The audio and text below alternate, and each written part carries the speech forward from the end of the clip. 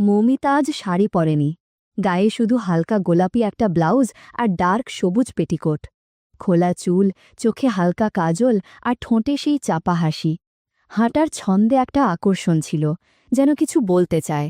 আমি ফোনটা হাতে নিলাম। লক খুলেই দেখি গ্যালারিতে কিছু ভিডিও খুলে আছে, যেন একাকিত্বে কারো সঙ্গ খোঁজার চেষ্টা।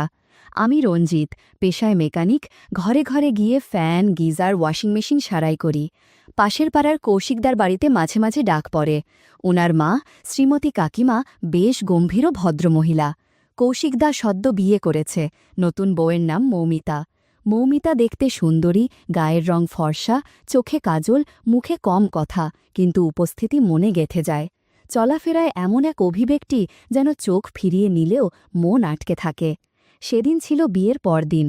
বাজারে গিয়ে শুনলাম, জানিস রঞ্জিত, কৌশিক নাকি ফুলশয্যা রাতেও বউয়ের কাছে ছিল না। আমি একটু চমকে বললাম, মানে? ওরা বলে, গেল নাকি ঝুমার কাছে, সেই পুরনো প্রেম।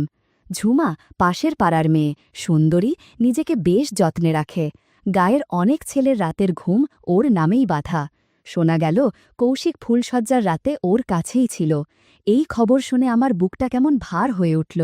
একদিকে নতুন বউ, পরনে রাঙ্গা গয়না, চাহনি ভরা অপেক্ষা, অন্যদিকে সে পড়ে আছে পুরনো অতীতে।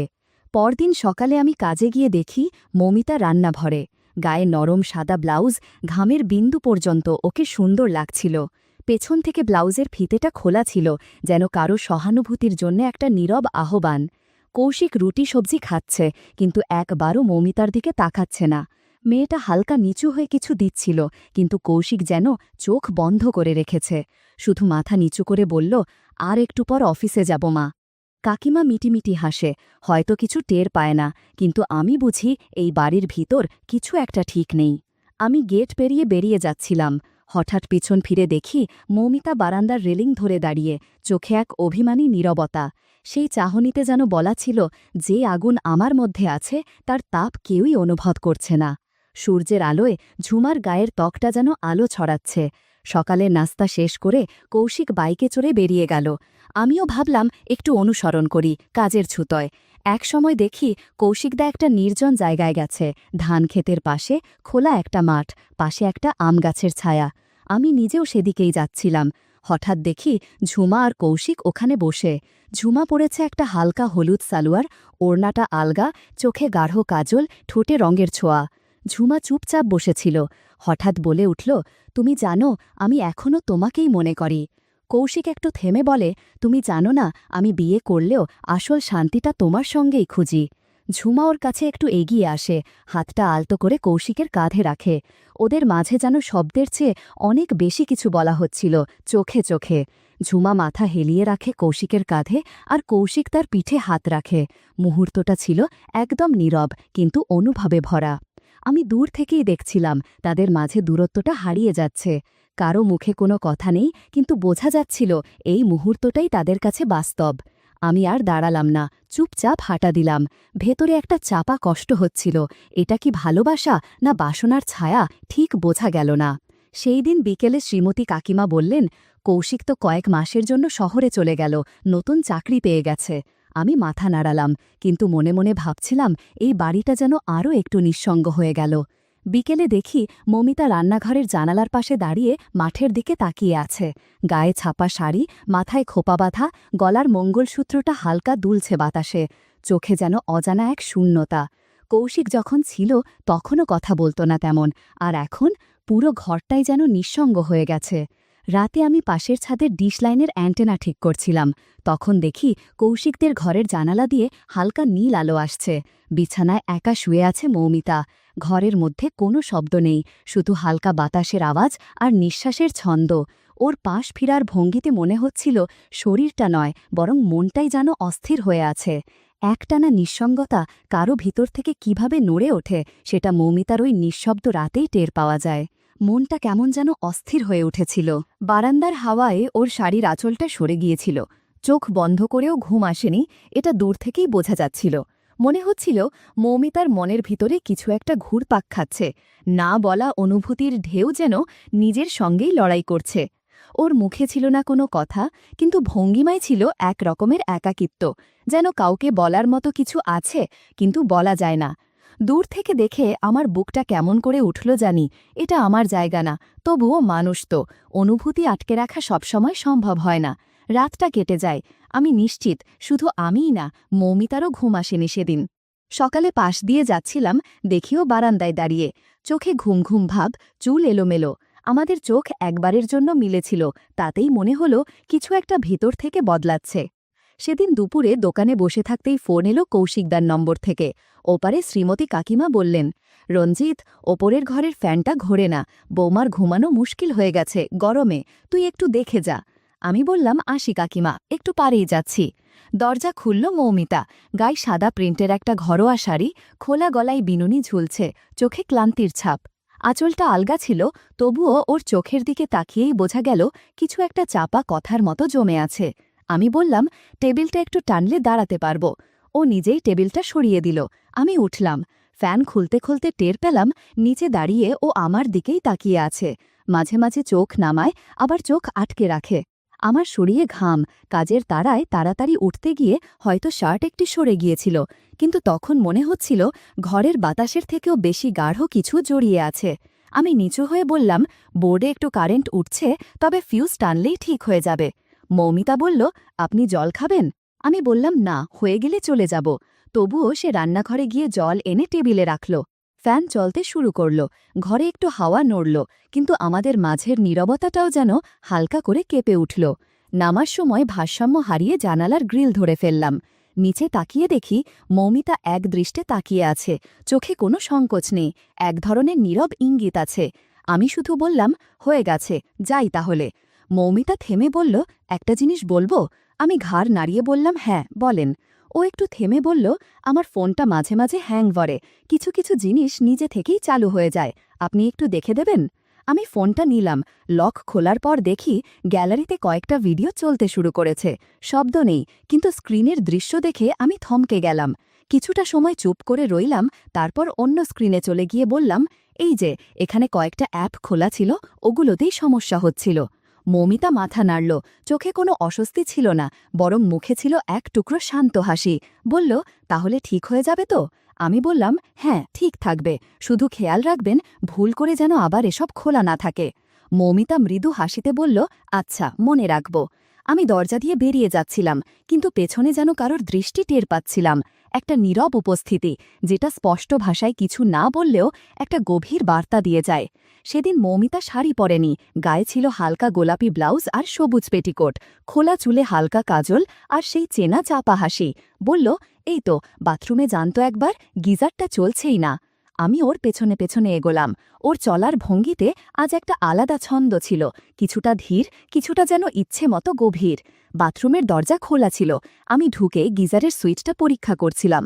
হঠাৎ শুনি পেছনে নিঃশব্দ একটা উপস্থিতি। আয়নায় চোখ পড়ে, দেখি মৌমিতা দরজার ফ্রেমে দাঁড়িয়ে আছে, এক হাত দেয়ালে, অন্য হাতে চুল সোজা করছে। জামার কাঁধে ঘামের দাগ, গলার কাছে জামার কাপড়টা কিছুটা স্যাঁতস্যাঁতে। ওর চোখে চোখ পড়তেই মৌমিতা হালকা হাসল, বলল, আপনার তো যন্ত্রপাতি ঠিক করার অভ্যাস, এই ধরনের যন্ত্রণা ঠিক করা যায়? আমি বুঝে গেলাম ও চায় আমি কিছু বুঝি। কোনো শব্দ না করে যা বলা হয় সেই ভাষা বোঝার চেষ্টা করছিলাম। আমি ধীরে ধীরে কাজ করতে থাকলাম, ওর দৃষ্টি আমার দিকেই। আমাদের মাঝখানে তখন শুধু কয়েকটা নিঃশব্দ মুহূর্ত, যেগুলো শব্দের চেয়ে অনেক বেশি অর্থ বহন করে। মৌমিতা আয়নার দিকে তাকিয়ে বলল, আপনি যেদিন ফ্যান সারতে এসেছিলেন সেদিন আপনি কিছু দেখেছিলেন, তাই না? আমি বললাম, যেটুকু দেখেছি তা দেখে চুপ থাকা খুব সহজ ছিল না। মৌমিতা মৃদু গলায় বলল, আজ আপনি আবার দেখলেন, এবার কি করবেন? আমরা কেউ এগিয়ে যাইনি, কিন্তু দৃষ্টি বলছিল এই দুপুরটা আর 5টা দিনের মতো থাকবে না। সেই দুপুরে ঘরের দরজাটা আলতো করে বন্ধ হয়েছিল। ভেতরে কোনো শব্দ ছিল না, শুধু নিঃশ্বাসের ছন্দ, চোখের ভাষা আর এমন এক অনুভব যেটা কোনো গিজার নয়, ভেতরের দীর্ঘ শূন্যতাকে উষ্ণ করে তুলেছিল। সেদিন থেকেই মৌমিতার ভেতরে যেন এক নতুন আলো ফিরতে শুরু করল। এক দুপুরে আমি মাঠে কাজ করছিলাম, গায়ে ঘাম, হাত মুখে কাদা। হঠাৎ মনে হলো কেউ তাকিয়ে আছে। দূরে তাকিয়ে দেখি ঝুমা জানালার ফাঁক দিয়ে চেয়ে আছে, চোখে কৌতূহল নয়, যেন তার চেয়েও কিছু গভীর। আমি চোখ নামিয়ে নিলাম, কিন্তু বুঝে গেছিলাম ও একা। একা শুধু শরীর নিয়ে নয়, মনটাও যেন দীর্ঘ সময় ধরে চাপা পড়ে আছে। এরপর কয়েকদিন কেটে যায়। ভাবলাম হয়তো ভুল ভেবেছি, কিন্তু একদিন সন্ধ্যায় সাইকেল নিয়ে যাচ্ছিলাম, হঠাৎ ঝুমার ডাক, এই রঞ্জিতদা, একটু আসবেন? আমি থামলাম, ভাবলাম কিছু দরকার পড়েছে হয়তো। গিয়ে দেখি মুখে মৃদু হাসি, বলল, ভেতরে আসুন, একটু কথা বলতে চাচ্ছিলাম। বাড়িতে কেউ নেই আজ, ইদানিং কারো সাথে মন খুলে কথা বলার সুযোগ হয় না। ঝুমা এক গ্লাস জল এনে আমার সামনে বসে পড়ল। আমি বললাম, সব ঠিক তো? ও হেসে বলল, সবই ঠিক, আবার কিছুই ঠিক না। কৌশিক যেদিন থেকে গেছে, মনে হয় আমি নিজেকেই চিনতে পারছি না। একাকিত্ব যে এমন কষ্ট দেয় বুঝিনি আগে। ওর চোখে চোখ রাখতেই বুঝলাম এই কথা শুধু কথাই না, এর ভিতর অনেকটাই জমে থাকা অনুভূতির ব্যথা। বলল, আগে যাদের বাইরের মানুষ ভাবতাম, আজ তাদের চোখে বেশি বিশ্বাস পাই। ওর কথায় একটা অব্যক্ত আহ্বান ছিল, যেটা বোঝার ভান করলেও অস্বীকার করা যায় না। চুপচাপ বসেছিলাম আমরা, চারপাশে শীতল বাতাস, কিন্তু আমাদের মাঝে যেন অদৃশ্য একটা উষ্ণতা জমছিল। কথার ভেতরে ছিল অনেক না বলা শব্দ, ভাঙা অনুভব আর বোঝাপড়ার ইঙ্গিত। ওর হাতটা আমার হাতের খুব কাছাকাছি এসে পড়েছিল। কেউ কিছু বলেনি, কেউ কিছু করেনি, কিন্তু অনেক কিছু বলা হয়ে গেছিল। আমি উঠতেই বলল, রঞ্জিতদা, আবার আসবেন সময় হলে? আমি বললাম, সময়ের অপেক্ষা করব না, সময় করে আসব। একদিকে মৌমিতা, যার চোখে আমি দেখি এক ধরনের চেপে রাখা আকাঙ্ক্ষা, অন্যদিকে ঝুমা, যার ভেতরের নিঃসঙ্গতা আরও গভীর, আরও ব্যক্তিগত। দুজনের ভেতরেই টান, কিন্তু রকমটা আলাদা। এক দুপুরে হঠাৎ ঝুমার ফোন, আপনি বাড়ির কাছে আছেন, একটু আসবেন? কথা ছিল না, কিন্তু মনটা আজ ভার লাগছে। সব ফেলে ছুটে গেলাম। ঝুমা উঠোনে বসেছিল, গায়ে হালকা রঙের ম্যাক্সি, চুল খোলা, চোখে সেই চিরচেনা শূন্যতা।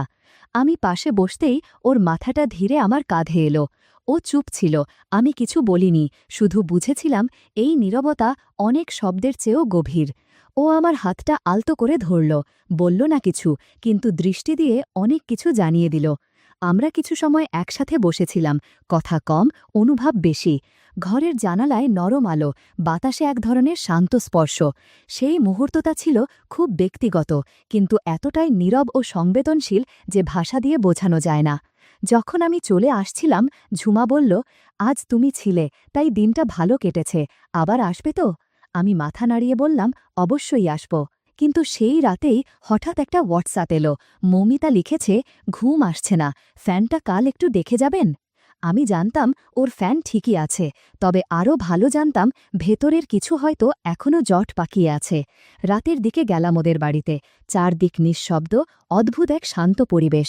দরজা খুলতেই দেখি মৌমিতা দাঁড়িয়ে আছে, গায়ে হালকা রঙের সিল্কের শাড়ি, আঁচল নেই, মুখে একটা চাপা হাসি। নরম গলায় বলল, আপনি তো সবার সবকিছু ঠিক করেন, আমারটা একটু দেখবেন না? আমি ভেতরে ঢুকে দরজাটা টেনে দিলাম। ও ঘুরে দাঁড়াতেই চুলের খোপাটা খুলে পড়ল, চুল ঢলে পড়ল পিঠ জুড়ে। আমি ধীরে ধীরে কাছে এগিয়ে গেলাম। আমার পাশে এসে বসতেই ওর হাত আমার কাঁধে। আমরা দুজনেই চুপ, কিন্তু দৃষ্টিতে চলছিল বোঝাপড়া। সেই রাতের নিঃশব্দতায় আমাদের ভেতরের কথাগুলো যেন আরও কাছাকাছি এনে দিল।